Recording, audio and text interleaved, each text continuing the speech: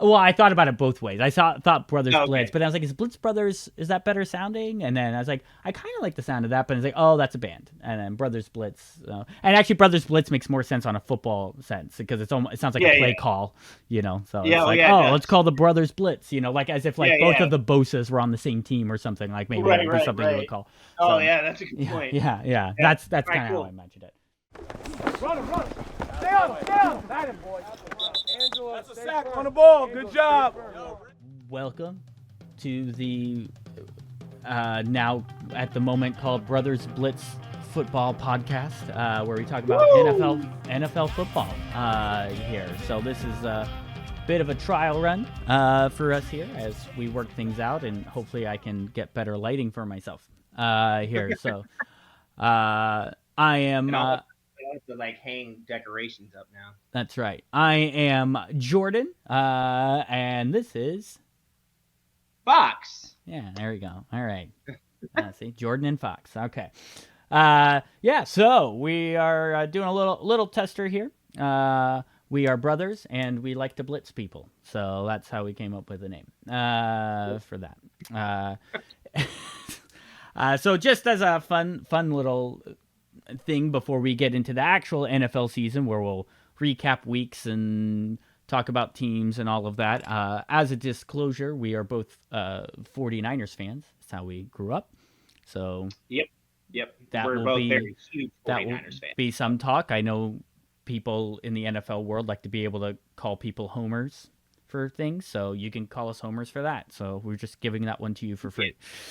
But to be fair, I think both of us are pretty fair when it comes to criticizing or complimenting our team. Yeah, but it won't stop people criticizing us.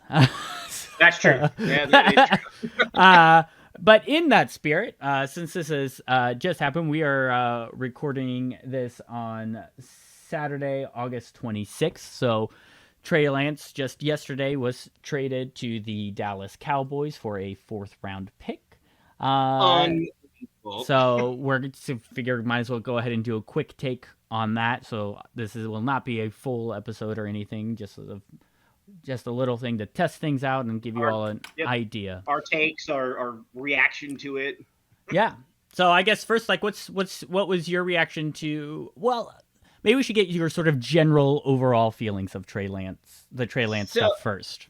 Yeah, like I was on that same train as a lot of people where he needed reps, and then he looked in the last preseason game, he played pretty much the entire first half, and then it was the same thing in his regular season starts. You see these flashes, and then you see these god awful throws where you're wondering where the hell he's going. And I was still on board with that, but then I thought of the injury history, and I just thought this guy's been hurt a lot, over the last couple of years. So even if we give him a chance, why is he going to get hurt again? And are we going to bench Purdy for no reason because this guy's draft status was so high? Is that what we're going to do? Like Purdy even, in both of his drives, one against the Broncos and the one against the Chargers, he just went and marched right down the field and did exactly what he did when he took over for Jimmy last year. So watching those, I'm going, yeah, Lance is, even if he's looked better, Purdy still looks every bit the starter. So yeah, and that's the stuff that's like important. It's so crazy to me how we constantly get into the physical tools of quarterbacks, especially quarterbacks. I mean, I mean, it happens with everybody, and obviously physical tools are important, but it's like I feel like there's a lot of evidence that one of the biggest successful factors for quarterbacks is a mental thing, and also being able to run whatever the system is, obviously. So it's It's like you watch Purdy, it's like, well, he knows how to run this. He obviously knows what he's doing. He looks a lot more confident. And it's like, yeah, Trey Lance does have a better arm. Yeah, Trey Lance does have better legs. But none of those things. Purdy has bad legs because Purdy can run. Still. Yeah. He can scramble around. He's definitely gonna do a lot more than Jimmy G for that kind of a thing. But it's like it's like the same thing, like the amount of people that still want to act like Aaron Rodgers is like the best quarterback ever. Right. Because it's like, but look at how well he throws the ball. Like, look at these pinpoint accuracies. And it's like, okay, but that's only part of the equation. Right. Like arm wise, physically, is he maybe the best quarterback we've ever seen? He's damn close, but mentally, like that dude breaks down. Like he gets into hero ball mode, and that's something that or he gives up. Do. There's also like games where he's just given up too, where it's just like, we're not doing today, you know. And I mean, seen in his body language. Yeah, and it's like, well, Patrick Mahomes already has more Super Bowls in him, and maybe Super Bowls aren't the end all be all of that, but on the quarterback side, it's usually considered a big deal to have Super Bowls and to not have Super Bowls. And it's like, you know, he got him to one Super Bowl, won one Super Bowl, and that's it, you know, for that. So, but on anytime they've been back to the championship game, it's either they get heartbroken or get whooped off the field. Yeah, and then, but yeah, with the Trey Lance stuff, it's hard because I always keep seeing all these different takes and like, oh, look how botched this was. Look at, and it's like I get why people are saying that. It's like, but he's been in the league 2 years. This is his third year. Both years had significant injuries. Right. You know, now they're both very different injuries, so you know, it's not necessary that he's injury prone as much as maybe just had two weird injuries back to back. But for a guy who needs reps, and the reason why you got him on the rookie contract, and last year they were willing to go, okay, we're going to get him his reps this year. Maybe we're going to have some growing pains. Maybe we're not going to be the strongest this year, or maybe the first half of the year is a little bit tougher, but hopefully by the second half of the year, you know, he's come along, or he doesn't, and we know, maybe this isn't going to work at all. Yep. But then, you know, get hurt week 2 in a way that you can't practice. He hurt his finger in his first year in a way that made it hard for him to practice. And they talked about how it messed up some of his throwing mechanics and things like that too, and created bad habits. And then not only that, but you have a guy come in who performs well. Now, if nobody else came in and performed well, my guess would be Trey Lance would be the guy they would be looking at, or maybe they would have brought in Darnold still, and maybe...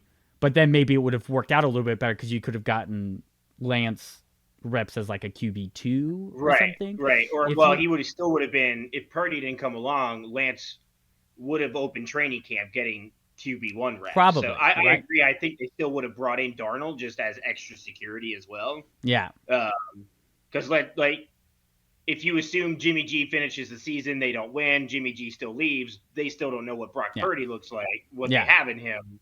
So Trey gets the key still. Or say they didn't, or like I'm just talking about like say like in a hypothetical they didn't have Purdy, right? So like say in a hypothetical he gets hurt, and then and then Garoppolo still gets hurt, and then you've got Josh Johnson, and you know nobody's expecting Josh Johnson to take over anything, right? So so then it's like you got Lance. It's like, okay, well that sucked. Another year we lost that, but you know he's still our guy.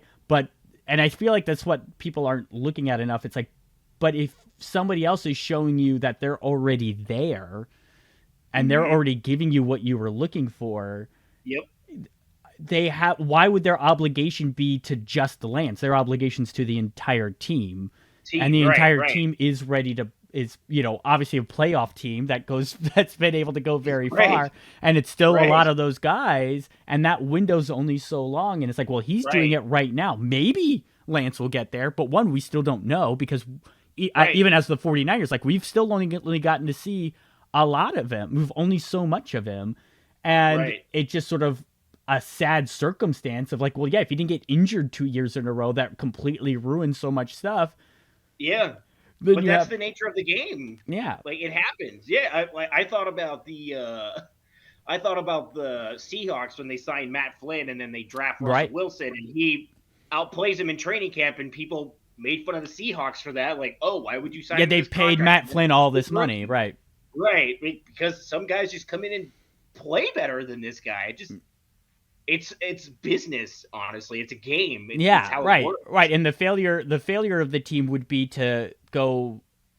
Well, but we gave that guy money, so we should put him in. And it's like, but if he's not as good, like you know, and it's like, what kind of respect are you gonna get for you know? It's like it just doesn't make sense. So people get kind of lost and they feel like, I always feel like this is kind of funny with sort of Shanahan and Lynch is I feel like they're actually pretty straightforward Yeah. And it Yeah. feels like that confuses everybody because it's like this happened when they were going to go to Lance and move on Jimmy, but people would ask these questions of like, are they going to move off of Jimmy? And it's like, yeah, they said Yeah. so. It's like, but Jimmy's playing well. It's like, but they've already said that's what they're going to do. And then they did, and they're like, this is crazy. Look at that. They're going with Trey Lance. I'm like, is it crazy? They told you months ago this was their plan. And then it happened the same offseason. It's like, oh, it's going to be Purdy. Purdy's the guy. And it's always like, but is it going to be Purdy? Is it? I mean, what if he doesn't heal as well? Whatever. It's like, it doesn't matter if he heals a little bit slower. They still said he's the guy, unless he has a serious setback, you know, where it's like, oh, now this is like half the season he's gone, you know, with an injury. They said it, I mean, they said it as far back as May when he got his surgery even. Yeah, and they were saying it right away. Even if he recovers what they said was on time and he's not able to play until mid-September, when he comes back, this is his team. Yeah, and that's the confidence that they had with him. It's an unfortunate circumstance, and it sucks that the 49ers gave up so much for Lance and it didn't pan out. But I don't know what they're supposed to do. Try and force it to work when it's not when it hasn't worked so far. It's like that doesn't make sense either. We've all witnessed teams who just try to ram that dude down the throat because they paid for that guy, and it just doesn't work. Like why would you keep trying something that's obviously not working? Like I don't understand. Yeah, right. And then that would be the narrative. Then the narrative is like, oh. Right. Yeah.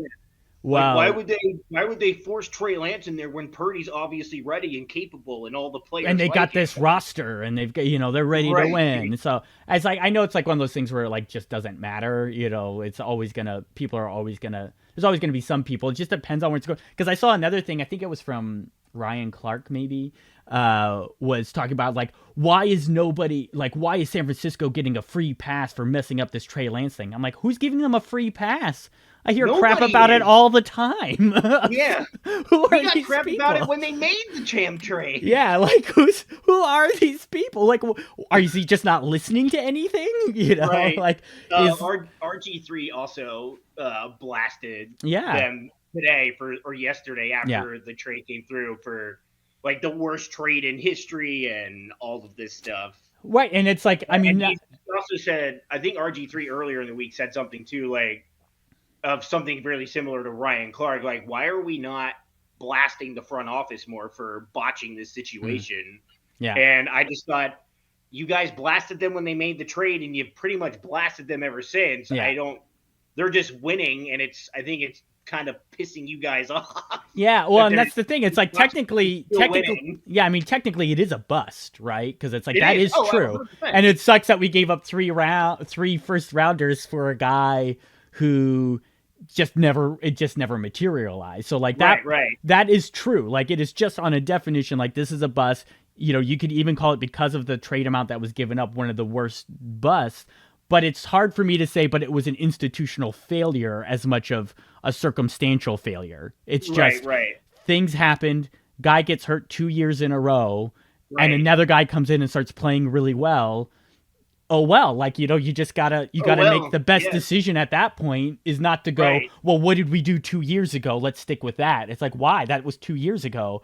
It's happened. Those picks are gone. You're not going to make up for it by Lance coming in now, like, you know, when you've got somebody else. So it's just like, that's gone. Did it suck? Yeah. You know, because it's like they always have like the comparison, like you could have gotten this guy, you could have gotten this guy, which you can do with every team for every year. You could, it's like I heard somebody talking about like, I think it was Nick Wright, where it was like, oh, you know, like there was the draft where 49ers could have gotten Patrick Mahomes, or the draft where the 49ers could have gotten Lamar Jackson. I'm like, yeah, and a lot of other teams during that time frame. I mean, Mahomes went like 12th or 15th or something like that in the first round. Yeah. And then Jackson was Baltimore traded back into the first round with like the last pick to pick him up or something like that, right? Jackson, Right? Is that? I think that's what happened. People kind of questioned that because they were like, "Oh, he's that mobile quarterback. Is he gonna?" You know, is he actually going to pan out? Are the Ravens reaching even at the end of the first round? Yeah, but even with that means that every single team passed on him. You know? Right. So it's just like, it's easy to go, well, the 49ers passed. I'm like, yeah, so did all of your team, like all the other teams. Like that's a silly one. Like look at somebody like Dak or Russ Wilson who went in the third and fourth rounds. Like how could the team that picked before who didn't pick Russ Wilson. How do they not pick Russ Wilson? Well, everybody didn't pick him 2.5 times. So. Right, exactly. So, so those arguments are always a little funky to me because it's just like, yeah, that's the thing. Quarterback evaluation isn't as easy as it seems like it should be. I mean, because even now, who knows what's going to happen with the, like the Bryce Young and CJ Strouds and Will Levises and things from this year. I mean, who knows?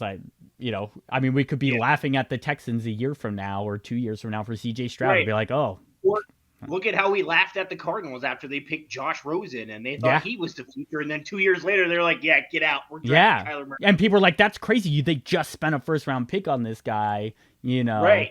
But it's like, and guess what? I don't even know if Josh Rosen is a backup somewhere. I know he was with the 49ers for a tiny bit. Third stringer somewhere. Yeah.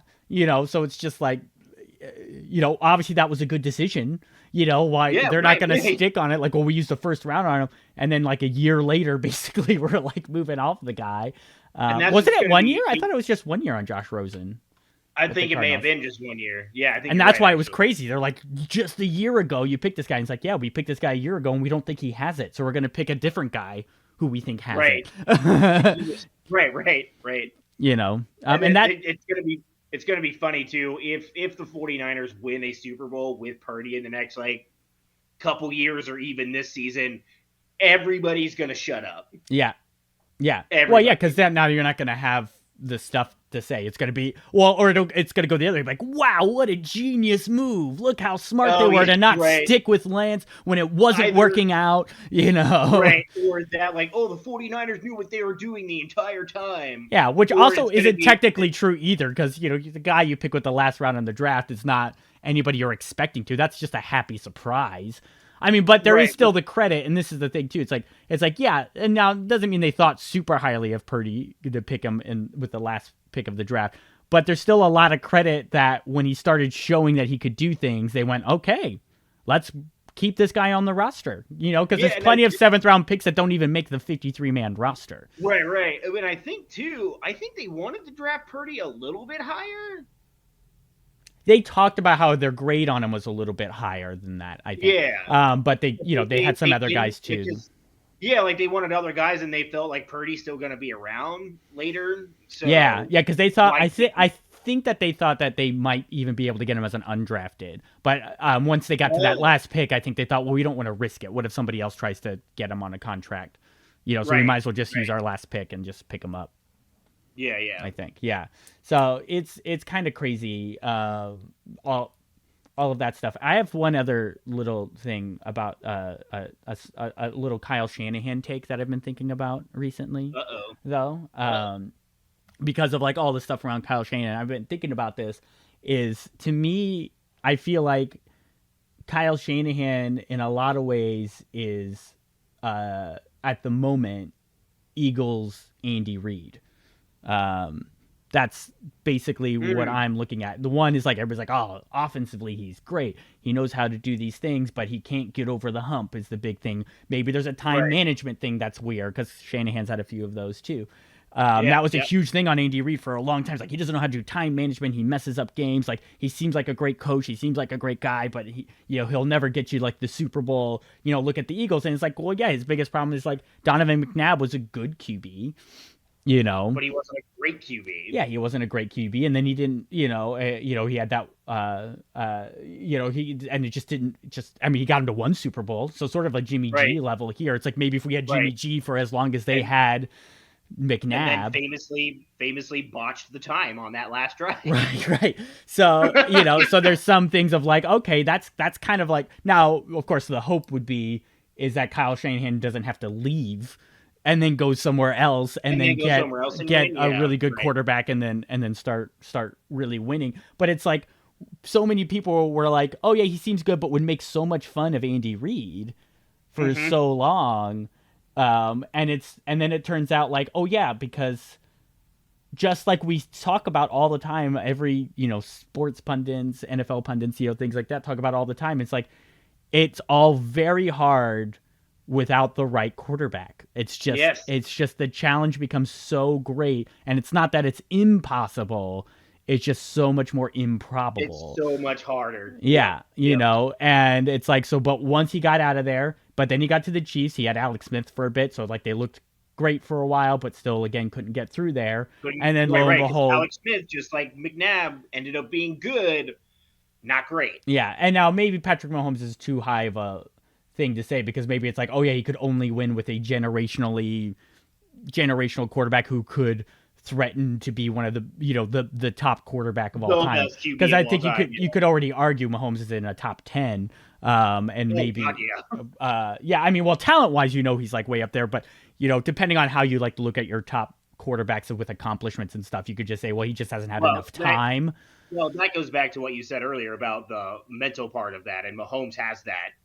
Yeah, obviously. Exactly, and and now he has way better throwing skills than Purdy as well. Right.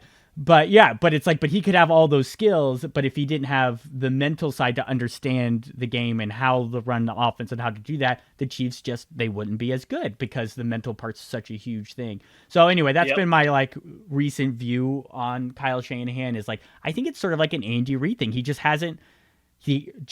like many coaches struggle with, they may be a good coach, but don't quite have the right quarterback.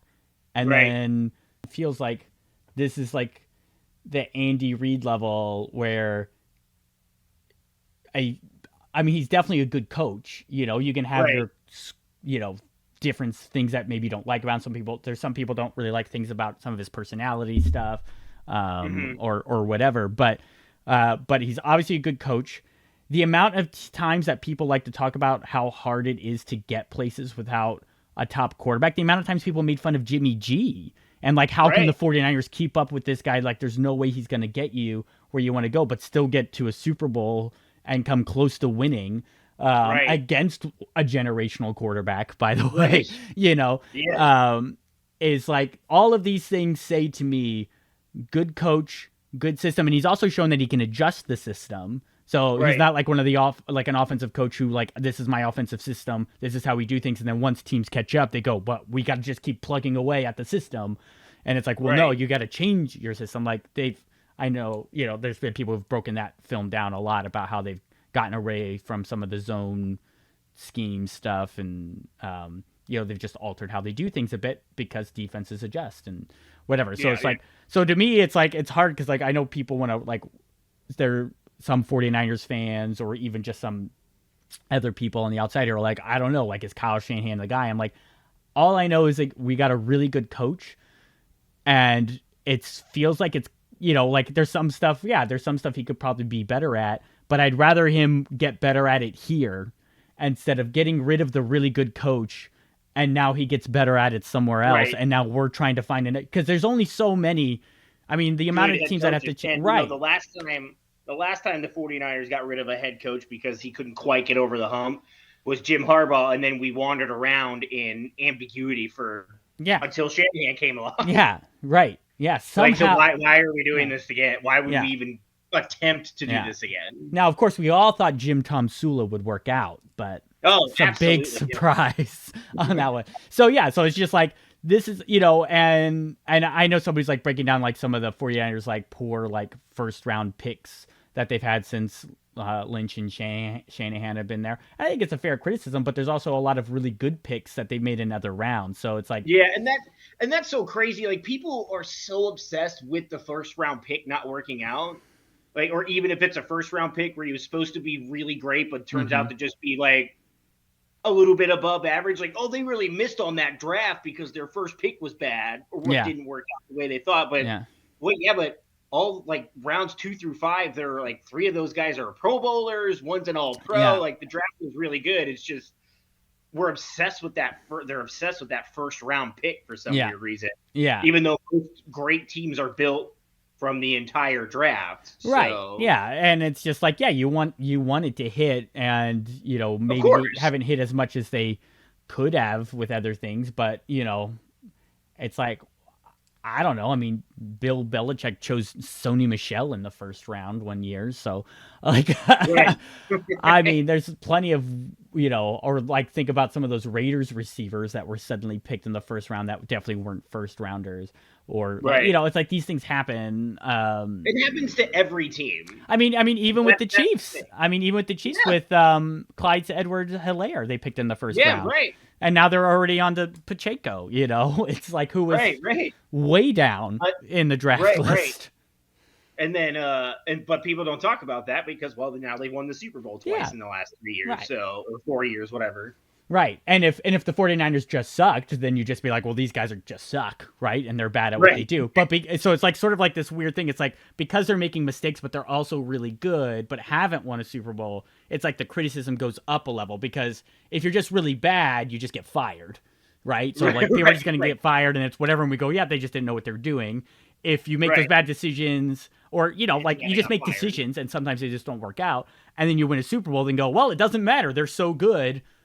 Because they win a Super Bowl. Right. So, they obviously know what they're doing and sometimes they mess up and sometimes teams mess up. But like when you're in that middle ground of like, oh, you're really good, but you make these mistakes, then we get to go, well, these mistakes are why you haven't won a Super Bowl. But it's like, but this team made those mistakes too. They just happened to win the Super Bowl, that year. So, and it's not like we haven't. These teams make the same mistakes. They were just mediocre, so you didn't pay attention to it. Or that too, right? Yeah. Yeah. So it's just like we've been very competitive, and then the 49ers have been very competitive, and and it's just funny, and it's just how it works. But that's how I feel like people are getting sometimes they get down on the Shanahan and stuff. It's like, but if you look at what he's had to deal with problems, with injuries, with what, and now the injuries are always especially an injuries to his quarterbacks. Mm-hmm. Yeah, I mean, it's like, but this is a guy who made for at least a few weeks, people thought maybe Nick Mullins should be a starter. I even thought that for a minute. I exactly. was like, wait, is there something there? And then I think it was that game against the Raiders where he was awful. Yeah, and they let him go. And I was like, oh, never mind. Never mind. And then they didn't even keep him on the team for the next year. So it's like they knew there was nothing there. It's just they had to play him because he was the guy. I mean, now maybe not nothing. Because sometimes you could put a person in the game, and then it's like, wow, when they get in the game, like we didn't see it in practice, but when they got in the game, somehow they're better. Right. But it's like I think they didn't waste more time on him. They went, no, we know he's not it. So we're not worried about it. Him, like he had to start those 2 games, and then they rolled with him that third start because he was playing well, and then he went back to doing the terrible things, and they went, oh, never mind. He just played well for 2 games. This guy still doesn't have it. Okay, and there'd be plenty of times where you put up like numbers, but it wasn't actually there. So it's like I don't know. It's like one of those things of like that's good coaching, that's good teams where it's like we are elevating guys, but you can't elevate people beyond their ability, right? So it's that's sort of thing, and maybe that's what we'll see with Purdy. We don't know where you want to see the elevation, but then it's like, but how far does that? What's the limit? What's on that? But that we don't know because we've only seen the 7 games or whatever. So right. We've seen some very good positive things, but it doesn't, who knows? And it is still the question of like, what's going to happen when, there is a full season. Mm-hmm. But they felt pretty confident.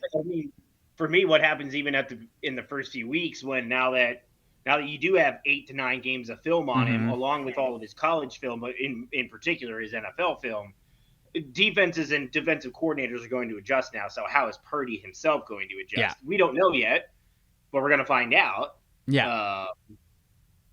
And I forget where I was going with that shit.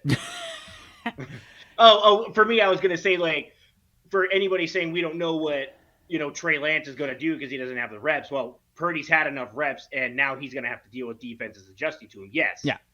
But he's got that experience and all those reps still, and Trey Lance doesn't. So it still makes sense to roll with Purdy. Yeah, when your roster is good enough to compete right now. And Lance is just like, we literally don't know. It's like he has physical tools that we know can be possibly elite level. But when you don't know if the mental thing's going to work out, at this point, you're 3rd year in with him. Right. So it's like it gets a lot harder to be like, oh, let's just take another year and risk it. Right. let's let this Super Bowl ready roster age another year. Yeah, right. Just to maybe see if Trey Lance can pull it off. Maybe. Yeah, right. Then when just, when this it doesn't make any sense. right when the other quarterback has shown, oh no, he can do this right now. Right. Right. And he has done it for us. Yeah. He's even gotten to win a couple of playoff games. Yeah, dude's won a couple of playoff games already, for God's sake. Yeah, exactly. So they already got that experience part too, I remember we talked about that last year. It was like the goalpost kept moving on Purdy. It was, oh yeah, he looked good, but what happens when he faces a tougher defense? He faced a couple other tough defenses, and he came out. What happens when he plays a playoff defense? Yeah. Played a playoff defense in the playoffs in Seattle, and he came out on top. And then the Cowboys, who have one of the best defenses. And the Cowboys are one, right? Yeah. And that was the other one. Like, oh, what does he do against the Cowboys and Micah Parsons? Was he perfect? No, but he was. Of course not, because it's a tough defense. It's great. But any defense, but you know who also struggled against a tough defense in that game was Dak Prescott. So right. Yeah, it was like the goalpost kept moving for him, and like it was nothing he could do was going to satisfy these people. And I think part of it was like they maybe in their minds, especially a lot of these pundits, like they kind of knew it was the end of Trey Lance at that point. Yeah. And because they wanted Trey Lance to be that guy so badly, they were maybe like. Well, that was the goal. I mean, like that was the goal. That was you know. Goal. Yeah. Yeah, especially like RG3 in particular. This has been like eviscerating the Niners over the last couple days. Yeah. And I'm like, dude, well, maybe he just doesn't like Kyle Shanahan. I mean, he did have to work with Shanahan, so I don't know. Maybe he's got a personal beef. Maybe he does. Yeah, maybe. Yeah, I didn't think about that part, actually. Yeah, I just thought about it. So it could be something like that, too, with RG3, where it's just like, that, there was that, like, playing in the playoff game that really screwed up his ankle and... Yeah, his knee, rather. Or knee, that's right. Yeah. But, yeah, so maybe there could be some lingering, like, maybe he just has problems with Shanahan, which is, I mean, that part's fine, but it doesn't mean that they mistreated Trey Lance either. Right. I think also, like, if you have that personal beef, you can't, if you're going to be, a professional, I guess, you can't have a biased opinion against an entire team because their head coach is somebody you don't particularly care for. Right. Yeah, that's true too. So, anyway, at least if you want to be respected. So just for hopeful listeners at some point, just so you know, this will not always be just a 49ers talk. This was just us doing a little tester, having a little fun, and also since that was very recent news, we figured we'd give that a little bit of a fun conversation. But when we start getting into the season, we'll be recapping games. We'll talk about all the teams. Well, maybe not all. Some of them aren't going to be worth talking about, I'm sure.